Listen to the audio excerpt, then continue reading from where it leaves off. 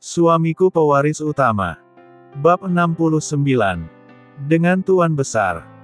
Kalau masalah itu saya tidak tahu Tuan Besar. Jawab manajer itu jujur. Baiklah kau boleh pergi.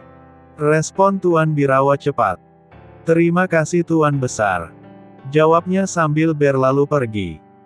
Kawasan Bougival, mansion mewah kota Paris, Prancis. Adeline yang mengetahui bahwa suaminya disiksa sampai sekarat seperti itu menjadi sedih. Dia tidak menyangka, ayahnya tega melakukan itu pada menantunya sendiri. Padahal Tommy telah menyelamatkan nyawanya, yang merupakan putri dan anak satu-satunya di keluarga Benyamin tersebut. Tapi kenapa dia tetap tega menyiksa Tommy sampai sedemikian rupa? Adeline tidak habis pikir, dengan sikap ayahnya pada Tommy. Padahal sebelumnya, dia sangat menyayangi Tommy, tapi kenapa sekarang ini, Tommy malah dibuat tidak berdaya seperti itu, hingga harus dirawat di rumah sakit. Sampai saat ini pun, Tommy masih terbaring di sana, dan belum sadarkan diri. Dokter mengatakan, bahwa Tommy dalam kondisi koma, dan tidak diketahui kapan akan siuman. Adeline tidak bisa berbuat apa-apa. Mau protes kepada ayahnya, jelas sekali dia tidak berani. Mau mengadu kepada ibunya, dia sudah tidak punya, karena sejak 5 tahun yang lalu, Claire ibunya Adeline, telah pergi untuk selamanya. Sore itu sekitar pukul 4 waktu Prancis, Adeline yang sudah tidak dikurung di dalam kamarnya lagi, memberanikan diri untuk keluar, lalu memeriksa keadaan sekitar. Tidak ada seorang pun yang dia temui di mansion mewahnya tersebut. Kemudian dia bergegas keluar, untuk mencari seseorang yang bisa ditanyai, di mana Tommy saat ini berada. Kebetulan pada saat dia sedang kebingungan seperti itu, datang seorang pelayan rumah tangga, yang mengabarkan bahwa, Tuan Besar mansion tersebut, telah memerintahkan kepada orang-orangnya, untuk membawa Tommy ke rumah sakit, karena kondisi tubuhnya sangat parah sekali. Mendapat berita seperti itu, Adeline buru-buru bersiap-siap, untuk pergi ke rumah sakit, di mana suaminya saat ini sedang dirawat. Sesampainya di sana, Adeline segera menuju ruang resepsionis rumah sakit, untuk menanyakan di mana ruang Tommy dirawat.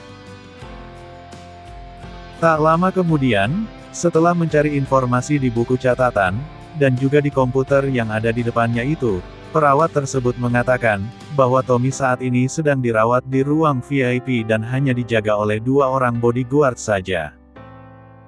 Dengan nekat Adeline menerobos pengawal tersebut, yang tentu saja tidak berani mencegah kedatangan putri tuannya itu. Mereka berdua hanya membiarkan Adeline untuk masuk ke ruang di mana Tommy saat ini sedang dirawat. "Sayangku, apa yang telah terjadi padamu?" Ucap Adeline sedih, sambil menitikkan air mata penyesalan, saat mengunjungi suaminya tersebut di rumah sakit. Kemudian dia bergumam lirih. "Ayahku memang laki-laki yang kejam. Tidak peduli anak sendiri, kalau salah tetap dihukum," gumam Adeline sedih. Ketika mengenang, saat 5 tahun lalu, dia dihukum oleh ayahnya, hanya karena membela ibunya tersebut, yang saat itu akan dipukul oleh ayahnya, atas kesalahan yang tidak pernah dia lakukan. Adeline sengaja memasang badan, agar ibunya tidak kena pukulan dari ayahnya tersebut, sehingga tubuh Adeline sendiri yang menjadi korban. Hampir 1 bulan dia dirawat di rumah sakit, karena mengalami patah tulang. Sementara ibunya, karena kejadian tersebut, diusir dari dalam rumah. 1 bulan kemudian, Claire diberitakan meninggal dunia, akibat depresi, tapi kuburannya tidak pernah diketahui oleh Adeline sampai saat ini. "Suamiku, aku tidak akan tinggal diam atas perlakuan ayahku padamu. Ibuku mati karena keegoisan ayahku. Kau seperti ini juga karena dia," ucap Adeline lirih di dekat telinga Tommy. "Setelah kau sembuh, aku berharap, agar kau bangkit dan bisa memperbaiki kesalahanmu. Rebut kepercayaan ayahku kembali. Jangan tinggal diam setelah kejadian ini," bisik Adeline di dekat telinga Tommy. Charles de Gaulle atau Bandar Udara Roissy. 25 km dari kota Paris, Perancis. Tepat pukul 7 pagi waktu setempat, atau pukul 12 siang waktu negara ini. Pesawat yang ditumpangi oleh Benyamin dan 10 anak buahnya itu, mengudara pada ketinggian 35.000 kaki di atas permukaan laut. Kepergiannya kali ini tidak diketahui oleh Adeline anak gadisnya tersebut.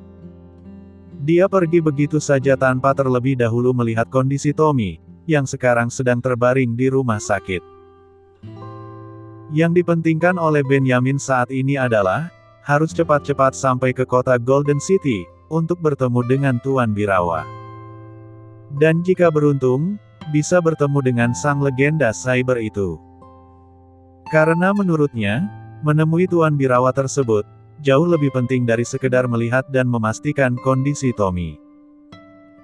Dia tidak peduli, apakah Tommy mau hidup atau mati. Yang penting baginya sekarang adalah, menyelamatkan perusahaannya dari ambang kehancuran. Di dalam pesawat pun, Benyamin sudah tidak sabar untuk cepat-cepat sampai ke negara ini. Niatnya ingin langsung pergi ke kota Golden City, untuk bertemu dengan orang yang sangat ingin ditemuinya itu. Setelah menempuh perjalanan sekitar 11.581 km, atau 6.253 mil laut, dengan kecepatan penerbangan 900 km per jam, dengan waktu tempuh sekitar 12 jam 52 menit, akhirnya Benyamin dan anak buahnya itu, sampai ke Bandara SH negara ini. Sudah lama aku tidak mengunjungi tempat ini. Mungkin sekitar 8 tahun yang lalu. Keadaannya sudah banyak yang berubah. Ucap Benyamin kagum, sesaat setelah keluar dari dalam bandara tersebut. Selamat pagi Tuan. Sapa seorang anak buahnya pada Benyamin. Bonjour. Jawab Benyamin datar. Apakah kita akan ke hotel, atau langsung ke kota Golden City? Tanya Alfonso dengan suara yang direndahkan. Langsung saja ke kota itu. Aku ingin cepat-cepat bertemu dengan Tuan Birawa, jawabnya sudah tidak sabaran lagi. Kota Golden City, sekitar pukul 10 pagi. Ivory yang kondisinya sudah semakin membaik itu, saat ini sedang bersantai di luar villa, dikawal oleh belasan pengawal elit wanita, yang memang ditugaskan oleh Hendy untuk mengawal istrinya tersebut. Salah satu di antaranya adalah Anjani, pengawal wanita yang sangat populer di dalam tim pengawalan keluarga Birawa. Selain Anjani, masih ada lagi pengawal wanita yang juga populer di kesatuan pengawalan tersebut. Mereka antara lain adalah Ling Chia, Ling Hua dan Ling Ma serta yang lain-lain. Tugas mereka adalah, mengawal Ivory selama 24 jam secara bergantian. Kemanapun Ivory pergi, kecuali dalam urusan pribadi, mereka harus tetap berada di samping Ivory, untuk menjamin keselamatannya itu. Hendy tidak mau kejadian penusukan tersebut terulang kembali. Walaupun Ivory seorang ahli bela diri, tetapi dia sekarang adalah ibu rumah tangga, yang kondisinya sudah semakin lemah. Apalagi setelah perutnya terkoyak, karena ditembus oleh belati dari penyerangnya beberapa hari lalu. Salam Nyonya. Apakah Nyonya ingin memakan sesuatu? Tanya Anjani dengan suara lemah lembut juga sopan. Boleh juga. Tolong ambilkan apel merah itu, aku ingin memakannya. Jawab Ivory tenang. Baik Nyonya. Jawab Anjani cepat, kemudian mengambil apel tersebut, dan diberikannya kepada Ivory. Tak lama kemudian Hendy datang, didampingi oleh Tuan Birawa, Dragon, Iron, Hans dan Robin. Sementara Leon dan lain-lainnya itu, tidak terlihat batang hidungnya. Mungkin mereka sedang berada di tempat lain. Kedatangan Tuan Birawa, Hendy dan Dragon tersebut, tentu saja mengejutkan gadis-gadis pengawal itu. Serentak mereka membungkukkan badannya ke arah Hendy dan lainnya, sambil mengucapkan kata, "Salam Tuan Besar Senior." "Salam Tuan Besar," Salam Tuan Muda. Sapa mereka serempak, sambil membungkukkan separuh badannya ke arah Tuan Birawa, Handy, dan Dragon. Bangunlah. Balas Tuan Birawa penuh wibawa. Bagaimana kondisimu Ivory? Apakah sudah terasa nyaman? Tanya Handy sambil mendekati tubuh Ivory istrinya tersebut. Sudah semakin membaik Pak, berkat doa kalian semua. Jawab Ivory senang. Apakah kau ingin memakan apel itu Ivo? Tanya Handy ketika matanya tiba-tiba tertuju pada apel yang sedang dipegang oleh Ivory tersebut. Sebenarnya iya Pak. Tapi sudah tidak ingin lagi, karena kedatangan Papa di sini. Jawab Ivory santai, dengan niat ingin menggoda suami tersayangnya itu. Tuan Birawa, Iron, Anjani dan lain-lain, yang melihat kemesraan Handy dan Ivory itu, menjadi tersipu malu, apalagi si Anjani tersebut. Wajahnya tiba-tiba bersemu merah, sehingga kalau diperhatikan, akan terlihat sekali. Untung pada saat itu, perhatian teman-temannya sedang tertuju pada Handy dan Ivory. Tapi di tengah mereka sedang ikut merasakan kebahagiaan tuannya tersebut, tiba-tiba datang seseorang dengan tergesa-gesa, dengan niat ingin melaporkan sesuatu. Salam Tuan Besar. Ucapnya dengan nafas ngos-ngosan. Ada apa Rudolf? Kenapa kau datang tergesa-gesa seperti ini? Apakah ada sesuatu yang telah terjadi? Tanya Handy penasaran. Di pintu gerbang bawah, ada 11 orang asing, yang ingin bertemu dengan pemilik villa ini. Jawab Rudolf, sambil menenangkan kegugupannya itu. Orang asing. Siapa mereka? Tanya Tuan Birawa penasaran. Saya juga tidak tahu Tuan Besar. Mereka hanya mengatakan, ingin bertemu dengan Tuan. Jawab Rudolf ragu-ragu. Bertemu denganku. Apakah pendengaranmu tidak salah Rudolf? Tanya Tuan Birawa ingin tahu kebenarannya. Benar Tuan Besar. Salah seorang di antara mereka, mengaku bernama Benjamin dari negara Perancis. Dia mengatakan ingin sekali bertemu dengan Tuan Besar, karena ada sesuatu yang sangat penting yang ingin dibicarakan dengan Tuan Besar. Jawab Rudolf apa adanya. Benjamin. Negara Perancis. Handy. Ucap Tuan Birawa tiba-tiba teringat sesuatu. Benar kek? Kemungkinan besar, orang itu adalah pemilik perusahaan, yang saat ini, keamanan data perusahaannya, sedang kita bekukan. Bagaimana menurut pendapat kakek? Apakah mereka kita terima atau tidak? Ucap Handy menanggapi keraguan dan keingintahuan kakeknya tersebut. Di mana Leon, langit, awan dan bumi? Tanya Tuan Birawa tegas sekali, tanpa memperdulikan pernyataan dari Handy tadi. Mereka saat ini ada di pintu gerbang Tuan. Menunggu keputusan dari Tuan, apakah mau menerima mereka atau tidak? Jawab Rudolf apa adanya. Kalau begitu, katakan kepada mereka, untuk mengizinkan ke-11 orang asing tersebut untuk masuk, tapi dengan pengawalan ketat. Sita semua barang bawaannya, termasuk senjata yang mereka sembunyikan di balik bajunya. Aku tidak ingin terjadi apa-apa. Jawab Tuan Birawa dengan sikap hati-hati. Baik Tuan Besar. Ucap Rudolf patuh. Kemudian segera membalikkan badannya, untuk menuju pintu gerbang bawah villa itu.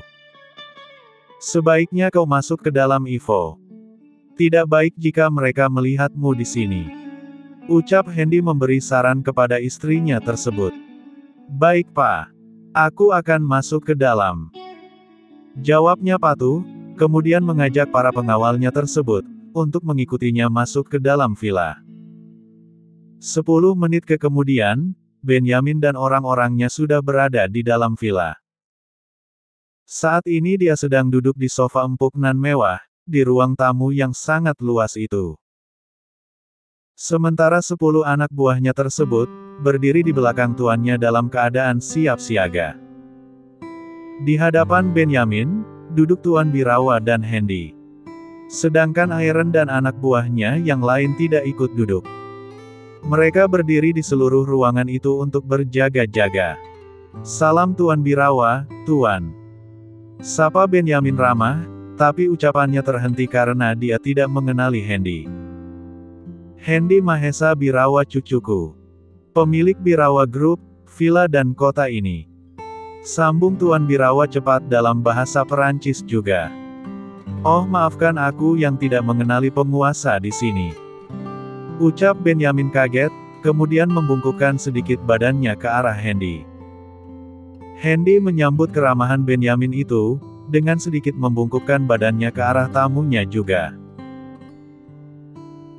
"Gunakan bahasa setempat, agar pembicaraan kita bisa dipahami oleh semua yang ada di sini," ucap Tuan Birawa tidak enak hati, dan merasa sedikit tidak nyaman, kalau pembicaraan hanya diketahui oleh mereka berdua saja, tapi tidak termasuk orang-orangnya Benyamin itu. "Admin, dalam percakapan sebelumnya, mereka menggunakan bahasa luar ya guys, tapi kita sudah sesuaikan dengan keadaan terjemahannya. Oke lanjut. Katakan dengan jelas, apa maksud kedatangan Anda ke kota ini?" ujar Tuan Birawa tegas, dan langsung pada intinya. "Aku datang ke sini, karena ingin meminta maaf atas perbuatan Tommy, menantuku yang tidak tahu diri itu," jawab Benyamin tulus, serta fasih berbicara dalam bahasa negara ini. "Ternyata benar apa yang telah kami perkirakan itu, bahwa Tommy adalah dalang di balik ini semua," respon Hendy kaget. "Untuk itulah kami datang ke sini, agar Tuan Birawa dan Tuan Hendy mau memaafkan kesalahan menantuku itu," ucap Benyamin sangat berharap sekali. "Itu semua tergantung dari ketulusan dan keseriusan Anda," jawab Hendy tegas. "Maksud Anda?" tanya Benyamin penasaran. "Jika Anda bisa menjamin, bahwa di masa yang akan datang, Tommy tidak akan lagi melakukan itu, maka saat ini juga, orang-orangku akan membuka akses keamanan komputer Anda," ucap Hendy terkesan mendikte. "Aku jamin, si Tommy itu tidak akan berani lagi mengganggu Anda, karena orangnya telah kukirim ke rumah sakit, untuk menebus perbuatan tidak terpujinya itu pada Anda," jawab Benyamin yakin, dan tidak ragu-ragu lagi. "Selain itu setelah kejadian ini, aku juga menjamin, bahwa Tommy tidak akan lagi mendapatkan posisi, yang bisa memerintahkan orang untuk berbuat seperti itu lagi. Aku tidak peduli, apakah dia anakku sendiri atau orang lain. Kalau salah, bagiku tetaplah salah, karena aku lebih mementingkan hubungan baik dengan orang lain, yang sama-sama saling menjaga dan menghormati.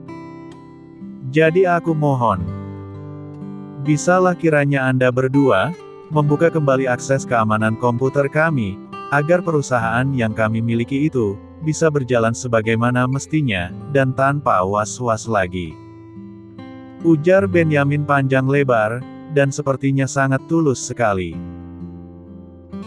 "Sementara ini, antara kita juga perusahaan kita, tidak ada masalah sama sekali, tapi setelah Tommy masuk ke perusahaan Anda, maka dia mencoba memanfaatkan perusahaan tersebut, untuk membalaskan dendam dan sakit hatinya pada kami," respon Hendy dan berkata apa adanya. Kemudian mengucapkan beberapa kalimat penjelasan lagi. Atas kesalahan dan tindakan tidak terpujinya di negara ini dulu, menyebabkan perusahaan orang tuanya bangkrut. Tapi jika waktu itu, orang tuanya tidak ikut campur, dan mendengar perkataan kami, maka keadaan Tommy tidak akan menjadi seperti itu. Setelah bangkrut pun, Tommy masih tetap memusuhiku, dan mencoba menghancurkan perusahaan yang kumiliki ini. Karena kesal atas tindakannya tersebut, akhirnya Tommy menjadi orang yang paling kami incar dan kami cari di dunia ini. Ternyata dia lari ke luar negeri, dan menjadi menantu Anda di sana.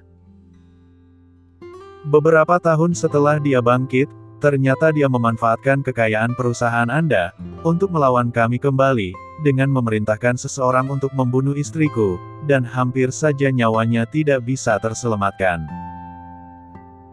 Selain itu, Tommy juga memerintahkan seseorang untuk mengirim virus ke komputer kami, dengan niat agar semua data-datanya hilang, dan akses ke perusahaan kami tidak ada lagi.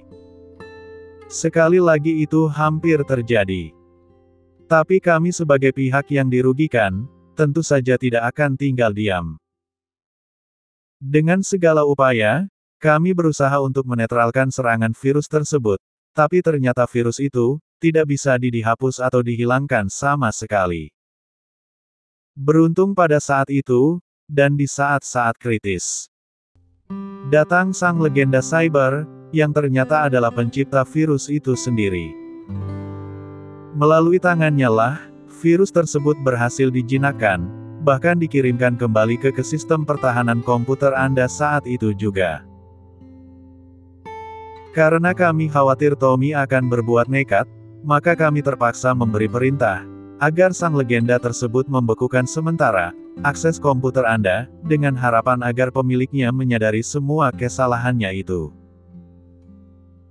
Beruntung pada hari ini, Anda sebagai pemilik perusahaan tersebut datang menemui kami, dengan niat yang sangat tulus, untuk menjalin persahabatan dengan pihak Birawa Group.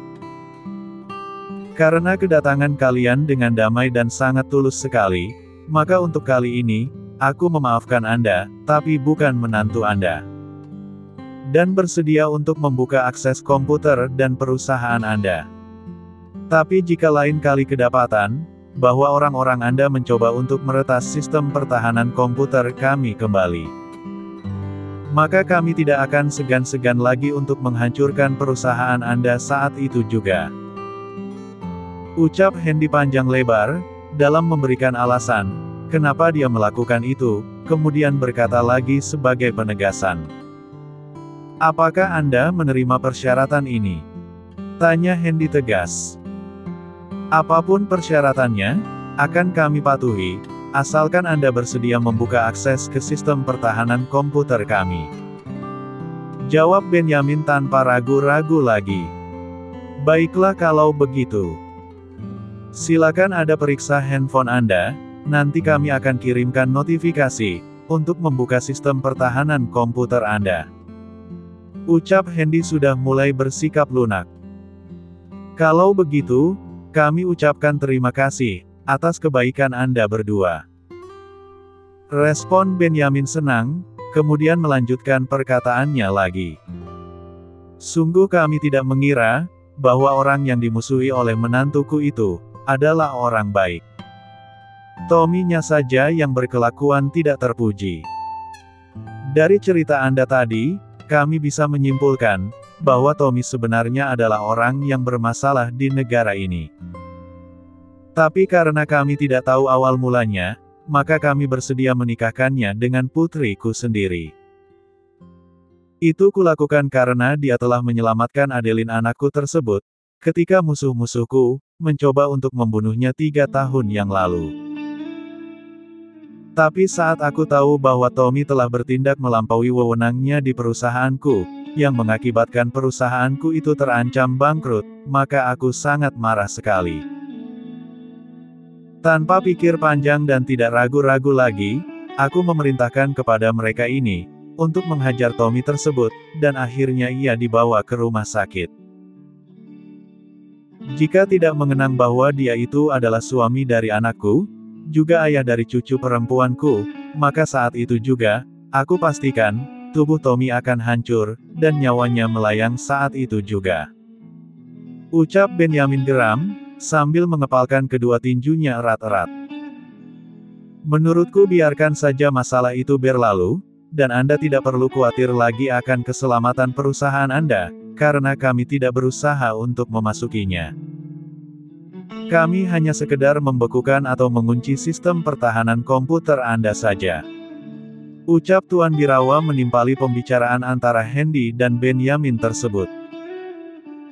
Jika sebelum-sebelumnya, orang yang berani mengganggu perusahaan kami, maka saat itu juga, aku bangkrutkan perusahaan tersebut, dan semua hartanya akan kami ambil. Selah Hendy dengan ucapan yang sangat mengintimidasi. Tapi beruntung kali ini, perusahaan Anda tidak kami bangkrutkan, karena kami tidak mau menambah musuh lagi, dan kami ingin agar masalah tersebut bisa diselesaikan dengan cara baik-baik. Sambung Hendy lagi cukup bijaksana.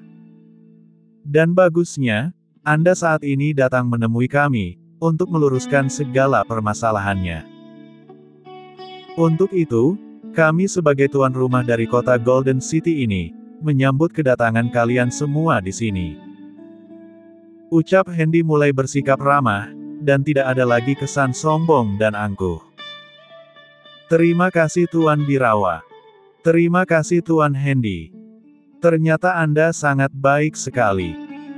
Aku ingin menjalin persahabatan dan kerjasama dengan Anda. Jika nanti produk-produk dari perusahaan Anda dikirimkan ke Eropa, terutama ke Perancis itu, maka aku yang akan menghandlenya. Kebetulan di negara tersebut, posisiku sebagai ketua perdagangan Perancis juga benua Eropa. Ucap Benyamin berterus terang, sehingga membuat Tuan Birawa dan Hendy serta yang lainnya, menjadi terkejut sekaligus senang. Wah, kalau begitu ini sangat bagus sekali. Ternyata di balik musibah, ada keuntungan yang datang. Sambut Hendy dengan kata-katanya yang terkesan bercanda itu. Hahaha. Ternyata Anda pandai bercanda juga. Respon Benyamin juga senang. Saat Benyamin sedang tertawa senang itu, di handphonenya, masuk sebuah notifikasi yang menyatakan, bahwa akses ke sistem keamanan komputer perusahaan miliknya itu, sudah terbuka. Hanya menunggu persetujuan dari pemilik perusahaan tersebut, maka seluruh akses ke perusahaannya itu, akan terbuka secara sempurna. Wah, Anda benar-benar orang yang berbudi luhur. Ucap Benyamin senang. Kemudian tanpa dipaksa oleh siapapun, Benyamin menyatakan sumpahnya di hadapan Tuan Birawa dan Hendy serta yang lain-lainnya itu. Mulai hari ini aku bersumpah, bahwa aku akan menjadi pengikut Anda, dan bersedia tunduk pada perintah Anda. Tanpa kebaikan hati Anda berdua, tidak mungkin perusahaanku akan kembali padaku lagi saat ini. Untuk itu atas nama pribadi, juga organisasi, aku bersumpah akan berada di belakang kalian, serta mendukung apapun yang kalian perintahkan pada kami. Kurasa itu sangat berlebihan Tuan Benyamin. Anda tidak perlu melakukan itu. Kami bertindak hanya untuk menyelamatkan perusahaan kami saja, dan tidak ada maksud untuk menundukkan Anda, agar berada di bawah perintah kami. Itu murni keinginan kami sendiri Tuan Birawa, dan juga Tuan Hendy. Tanpa Anda katakan pun, aku sudah menyadari akan sumpahku tadi. Tapi karena Anda telah berbaik hati pada kami, maka dengan kesadaran penuh, kami menyatakan tunduk kepada Anda. Jawab Benyamin tulus. Apakah kau sudah melupakanku Benyamin? Ucap seseorang yang baru saja datang ke ruangan tersebut dengan suara keras secara tiba-tiba itu. Tuan Senior. Respon Benyamin leher, hingga refleks dia bangkit dari tempat duduknya, dan langsung membungkuk ke arah orang yang baru datang tersebut dengan sikap hormat. Aku kira kau sudah lupa padaku Benyamin, setelah sekian lama tidak bertemu. Ucap seseorang yang baru saja datang tersebut dengan santainya, yang ternyata adalah Hendy, si legenda cyber tersebut. Bagaimana aku bisa lupa dengan Tuan Senior? Tuanlah yang telah banyak membantuku, apalagi organisasi kami itu dulu. Jawab Benyamin ramah. Tunggu sebentar. Apakah Anda kenal dengan orangku ini? Tanya Hendy keheranan. Benar Tuan Hendy. Orang Tuan ini, adalah master yang telah menyelamatkan perusahaanku, beberapa tahun yang lalu, ketika ada sebuah sindikat perdagangan gelap, yang ingin mencoba mengambil alih perusahaanku, melalui para hackernya tersebut. Jawab Benyamin berterus terang, kemudian menjelaskan lagi secara panjang lebar tentang Hendy itu. Saat itu secara kebetulan, aku bertemu dengan Tuan Senior ini di kota J, yang pada akhirnya aku ketahui, bahwa dia adalah seorang master cyber yang tidak bisa dikalahkan oleh siapapun. Dengan bujuk rayu dan iming-iming gaji tinggi, tuan senior ini mau mengikutiku ke kota Paris, dan menyelamatkan perusahaanku. Tapi sayangnya tidak lama. Dan dia tidak sempat bertemu dengan Austin, yang dikabarkan sahabatnya waktu sama-sama bekerja di Birawa Group. Kenang Benyamin sangat menyesal sekali. Ketahuilah olehmu Tuan Benyamin. Orang yang Anda katakan Master Cyber itu, adalah si legenda hidup, yang sekarang sedang berada di depan Anda. Ucap Hendy santai. Apa? Jadi orang yang berjuluk legenda cyber itu adalah Anda senior? Tanya Benyamin terkejut. Mereka yang terlalu melebih-lebihkan saja Benyamin. Sebenarnya aku tidak ada apa-apanya. Jawab Hendy merendah. Tidak. Tidak. Anda memang benar-benar seorang legenda. Pantas saja perusahaanku dengan begitu mudah Anda bekukan. Ternyata Anda adalah orang yang pernah menolong perusahaan tersebut. Respon Benyamin tidak enak hati. Lalu apa hubungannya antara kau dengan si Tommy brengsek itu? Tanya Hendy penasaran. Dia adalah menantuku, dan orang yang diperintahnya untuk mengirimkan virus ke komputer perusahaan Birawa Group adalah Austin. Jawab Benyamin apa adanya. Ya aku sudah tahu itu. Dan aku sudah memberikan sedikit pelajaran padanya. Sambut Hendy cuek. Baguslah kalau begitu. Nanti setelah aku kembali ke Perancis, aku akan berpesan kepadanya, agar tidak mengganggu perusahaan ini lagi.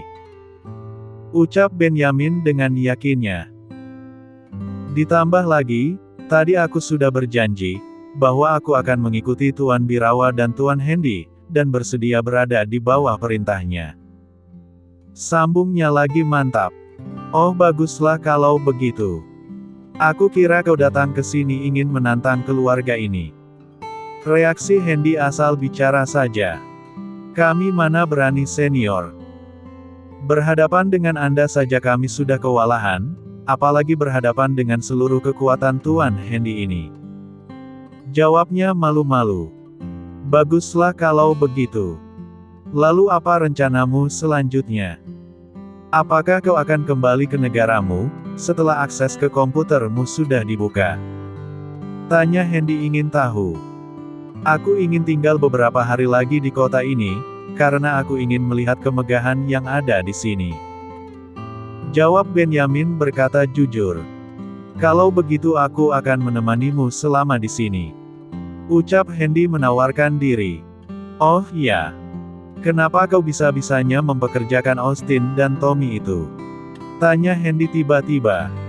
Austin masih ada hubungan kekerabatan denganku, tapi kerabat jauh. Dia menawarkan diri untuk bekerja padaku, 8 tahun yang lalu, ketika bertemu di bandar udara Prancis tersebut. Jawab Benyamin apa adanya. Lalu kenapa kau mengizinkan Tommy mengakses sistem keamanan komputermu? Tanya Hendy lagi. Sebenarnya aku sudah melarang agar dia tidak ikut campur dalam masalah itu. Tapi saat aku lengah, dia diam-diam menggunakan komputer tersebut untuk menyerang sistem keamanan perusahaan orang lain. Dan kebetulan, orang yang coba dilawannya itu adalah sang legenda. Jawabnya berkata jujur. Dan akibatnya Anda marah, lalu membekukan sistem keamanan perusahaanku. Untunglah Tuan Birawa dan Tuan Hendy berbaik hati, sehingga perusahaanku tidak dibuat bangkrut dan keuangan di dalamnya masih tetap dibiarkan utuh. Ujarnya sangat berterima kasih. Atas dasar itulah, kami sepakat untuk mengadakan kerjasama antar dua pengusaha dunia. Sambungnya lagi dengan ekspresi senang. Wah aku sangat terkejut mendengarnya. Ternyata kau sudah banyak berubah Benyamin. Kukira setelah memegang kendali mafia perdagangan dunia, dan organisasi perdagangan di negaramu, semua itu telah membuatmu berubah, dan bersikap sombong. Ternyata perkiraanku salah. Ujar Hendy sekali lagi asal bicara saja. Aku banyak belajar darimu Tuan Senior. Kata-katamu dulu sangat merasuk sekali di hatiku. Jawab Benyamin jujur. Saat itu Tuan menasehatiku, agar tidak mudah mempercayai siapapun selain diri kita sendiri. Tapi setelah beberapa tahun berlalu, aku jadi lupa dengan nasihatmu itu. Sambungnya lagi. Tanpa sadar, aku telah menikahkan anakku dengan serigala. Karena dialah penyebab hancurnya semua sistem informasi perusahaanku. Gara-gara itu pula, senior menjadi marah, dan untung hanya membekukan akses ke perusahaanku saja. Ucapnya lega. Jadi ceritanya kau telah menolong Tommy dan mengangkatnya menjadi menantu, serta memberikan posisi tinggi. Tanya Hendy penasaran. Benar sekali apa yang Anda katakan senior. Dengan alasan Tommy telah menyelamatkan putriku dari pembunuhan, maka aku menikahkannya dengan putriku. Tapi tidak disangka setelah 2 tahun lebih berlalu, akhirnya Tommy menunjukkan belangnya sendiri. Jawab Benyamin seperti menyesali keputusannya, lalu dia berkata lagi. Aku tidak tahu, bahwa Tommy mempunyai dendam kesumat dengan Tuan Hendy ini. Ujarnya sedih. Mulai sekarang, kau harus ingat kata-kataku ini Benyamin, dan jangan sampai lupa. Musuh yang paling menyakitkan adalah orang yang pernah kita tolong. Tapi dia lupa dengan kebaikan kita, bahkan memusuhi dan menikam kita dari belakang. Berpura-pura baik, hanya untuk memanfaatkan kita saja. Camkan itu baik-baik di pikiranmu Benyamin. Ucap Hendy seperti menggurui orang yang sedang diajak bicara itu. Terima kasih senior atas nasihatnya. Jawab Benyamin patuh. Satu lagi nasihatku. Perbaiki hubunganmu dengan anakmu itu, jangan lagi kau bersikap keras padanya. Ingatlah, bara yang terus-menerus ditumpuk di tempat yang sama, suatu saat nanti, akan membakar apa saja yang ada di dekatnya. Mungkin juga termasuk dirimu. Ucap Hendy mencoba menasehati Benyamin tersebut. Terima kasih atas nasihat senior. Setelah pulang ke negaraku nanti, aku akan meminta maaf padanya. Sambut Benyamin pasrah dan patuh. Ini berita bagus. Karena kalian sudah saling mengenal, dan ternyata Paman adalah orang yang sangat dihormati oleh Tuan Benyamin ini, maka Birawa Group akan banyak diuntungkan oleh keberadaan Paman di sini. Ucap Hendy menimpali pembicaraan mereka. Jadi untuk merayakan kerjasama ini, juga persahabatan kita, sekaligus perdamaian antar dua perusahaan besar dunia. Maka aku sebagai tuan dari kota Golden City ini, mengundang Anda sekalian, untuk makan bersama di Top Sky Restaurant saat ini juga. Ucap Hendy senang. Wah ini sangat luar biasa sekali. Aku sudah lama mendengar dan membaca dari dunia maya, akan kehebatan restoran itu. Aku jadi tidak sabaran ingin ke sana. Respon Benyamin senang sekali, walaupun hanya sebagai basa-basi saja. Kalau begitu mari semua kita ke sana. Ucap Hendy sambil berdiri dari tempat duduknya, kemudian mempersilakan Benyamin dan 10 anak buahnya tersebut untuk mengikutinya. Mansion mewah kawasan Bougival Paris Perancis, sekitar pukul 9 pagi waktu setempat. Sudah 1 hari Tuan Besar pergi ke negara Asia itu. Tapi kenapa belum ada juga informasi darinya? Gumam Austin khawatir. Sudah 6 jam aku terus-menerus menunggu di depan komputer. Siapa tahu usaha Tuan Benyamin berhasil di negara tersebut, dan mereka bersedia membuka akses ke komputerku lagi. Gumamnya lagi. Apakah sebaiknya aku telepon dia saja ya? Tidak. Tidak. Tidak. Aku harus tetap bersabar, menunggu berita dari Tuan Benyamin itu. Ucapnya seperti bergumam sendiri. Dari sejak pukul 2 dini hari waktu setempat, Austin tidak bisa tidur lagi. Dia terus-menerus memelototi komputernya, untuk melihat perkembangan yang terjadi. Tapi setelah ditunggu selama 6 jam, belum juga ada berita dari tuannya tersebut, tapi dia masih tetap bersabar menunggu. Aku yang dijuluki monster cyber oleh masyarakat Eropa ini, juga master teknologi komputer, tapi kenapa tidak mampu walau sekedar menghidupkan komputer-komputer ini? Jika orang lain tahu, alangkah malunya diriku, dan gelar yang telah disematkan padaku itu, dianggap hanya bohong belaka. Handy. Coding apa yang telah kau sematkan di komputerku ini, sehingga sedikit pun aku tidak mampu untuk membukanya? Tanya Austin penasaran, sambil tangannya mengotak-atik keyboard yang ada di depannya itu. Benar-benar seorang master sejati. Gelar legenda cyber itu, memang pantas dia sandang saat ini. Batinnya dalam hati. 8 orang Master It, Master Cyber, hacker dan cybercrime yang sudah diakui oleh Eropa, bahkan mungkin dunia, tidak mampu melawannya, bahkan lagi dibuat tidak berkutik sedikitpun. Aku merasa malu sekali, dan merasa sangat bersalah padanya. Jika ada kesempatan, aku akan meminta maaf pada si Handy itu, atas perbuatanku di masa lalu. Batin Austin dalam hati. Kemudian beranjak meninggalkan ruang operator di mansion mewah tersebut, dan pergi entah kemana. Di waktu yang sama, rumah sakit tempat Tommy sedang dirawat, saat ini dia belum juga sadarkan diri. Dokter tidak bisa memprediksi, kapan Tommy akan terbangun dari komanya tersebut. Mereka hanya mengatakan, bahwa kemungkinan besar setelah siuman dari komanya itu, kondisi Tommy tidak akan baik seperti semula. Kemungkinan besar juga, Tommy akan mengalami kelumpuhan, dan harus duduk di kursi roda selama hidupnya. Anakku, kau lihatlah ayahmu ini, dia jadi seperti ini, karena tindakan kakekmu yang tidak adil padanya. Ucap Adeline sedih, mempengaruhi otak dan hati anak gadis kecilnya tersebut, yang saat ini dibawa serta ke rumah sakit untuk melihat ayahnya. Dia berharap agar suatu hari nanti, anak gadisnya tersebut, bisa membalaskan dendam dan sakit hatinya pada kakeknya itu.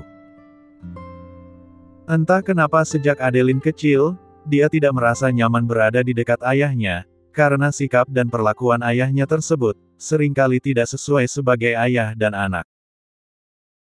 Seringkali Adeline dipukul oleh ayahnya, disebabkan oleh hal kecil, begitu juga yang terjadi pada ibunya tersebut. Jika di luaran sana Benyamin terlihat sayang dan perhatian pada keluarganya, tapi jika di dalam rumah, entah kenapa sikapnya berubah 180 derajat. Seperti sangat membenci istri dan anaknya tersebut. Pernah Adeline menanyakan masalah itu pada ayahnya, tapi jawabannya malah tamparan yang cukup kuat mendarat di pipinya. Sejak saat itulah, Adeline tidak berani lagi untuk menanyakan masalah tersebut. Bahkan sejak saat itu pula, timbul rasa tidak suka dan permusuhan di hatinya sampai saat ini. Apalagi setelah di depan matanya sendiri dia melihat, ibu tersayangnya itu, sedang dianiaya oleh suaminya sendiri. Entah apa yang sebenarnya terjadi dalam rumah tangga kedua orang tuanya tersebut, sehingga dia sebagai anak menjadi korban permasalahan itu. Tommy. Balasanlah dendam dan sakit hatiku pada orang tua itu. Dia telah membunuh ibuku. Kata Adeline tanpa sadar mengucapkan kata-kata tidak terpuji tersebut, yang ditujukan pada ayahnya sendiri. Bersambung.